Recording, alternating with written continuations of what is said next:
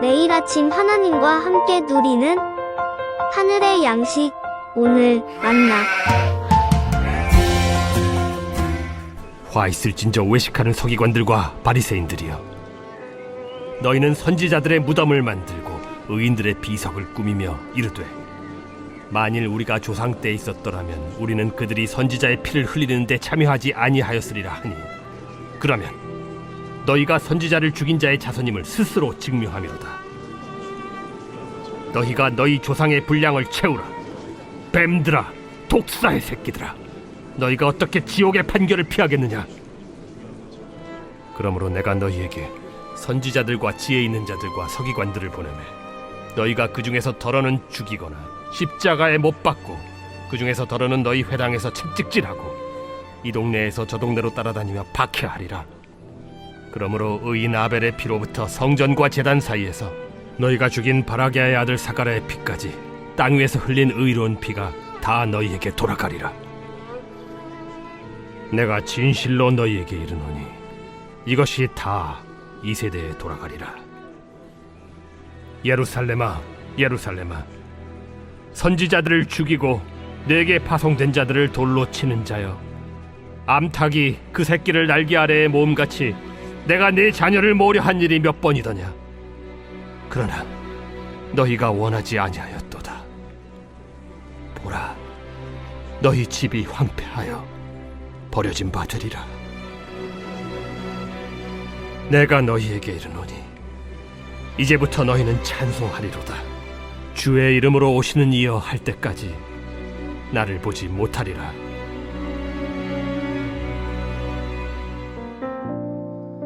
어제 말씀에 이어 외식하는 서기관들과 바리새인들에게 화를 선언하신 주님의 말씀이 본문에 기록되어 있습니다. 29절과 30절에 그들은 선지자들의 무덤을 만들고 의인들의 비석을 꾸미며 이렇게 말을 합니다. 만일 우리가 조상 때에 있었더라면 우리는 그들이 선지자의 피를 흘리는데 참여하지 않았을 것이다. 그런데 예수님은 34절에 이렇게 말씀하고 있죠.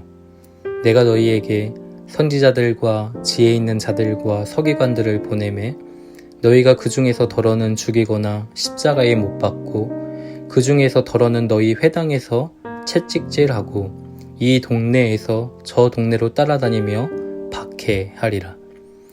그들은 선지자들의 무덤을 만들고 또 비석을 꾸미며 의인들의 편에 서 있는 것처럼 보였으나 실제로는 모두가 하나님께서 보내신 선지자들을 죽이는 편에 서 있었다라는 것이죠. 그러나 그들은 선지자들을 죽이는데 그치지 않았습니다.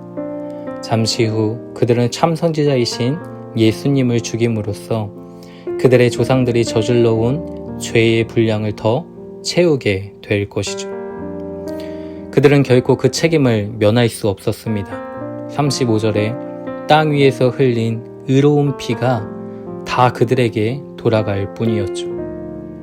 그들은 스스로를 선민이라고 자랑하였지만 하나님의 사랑과 자비를 거부함으로 결국 그리스도와 상관없는 자로 치부될 뿐이었습니다.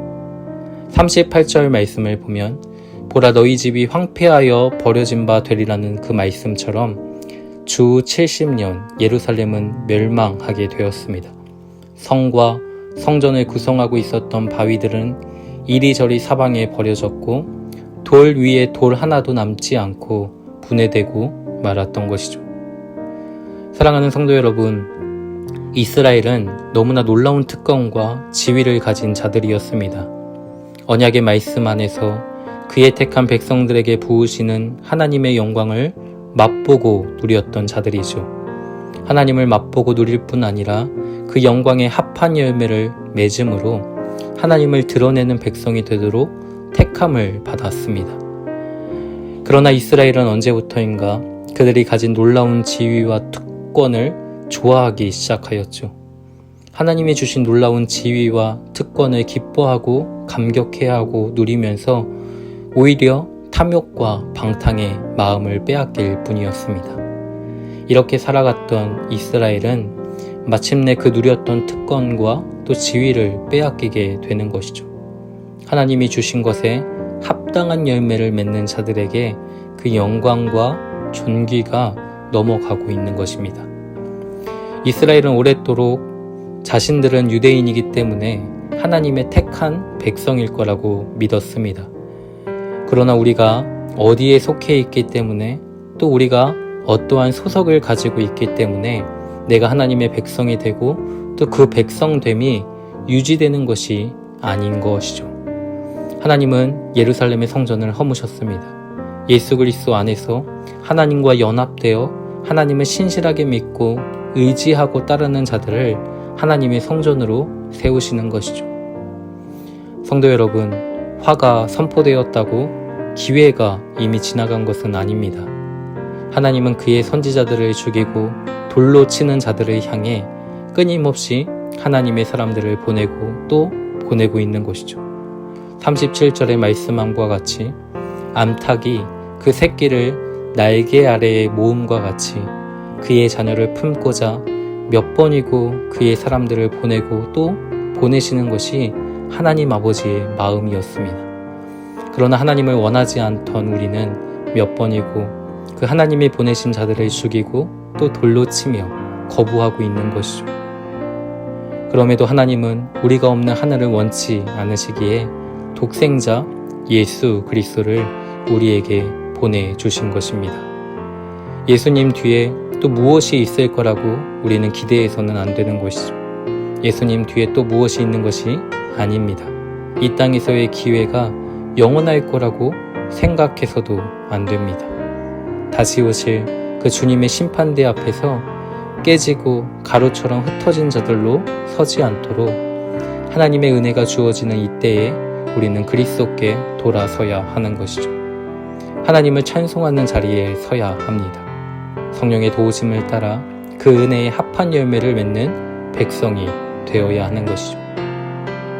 하나님은 황폐하여 버려진 우리의 삶을 그리스도 안에서 회복시키십니다. 주님의 심판대 앞에서 깨지고 또 가루처럼 흩어질 우리들을 하나님을 찬송하는 자리에 서게 하실 것이죠. 보라, 지금은 은혜 받을 만한 때요. 보라, 지금은 구원의 날이로다 라고 말씀합니다.